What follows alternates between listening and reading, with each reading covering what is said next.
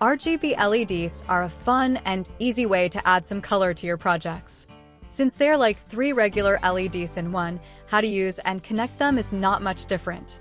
They come mostly in 2 versions, common anode or common cathode.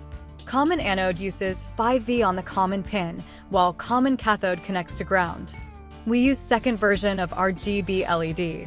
As with any LED, we need to connect a resistor so we can limit the current being drawn.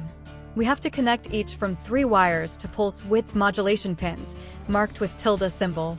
In our sketch, we will start with the LED in the red color state, then fade to green, then fade to blue, and finally back to the red color.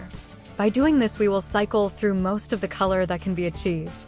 But first, our code will show just red, green, and blue colors. The analog write function accepts a number from 0 to 255, where 0 means off and 255 means maximum brightness.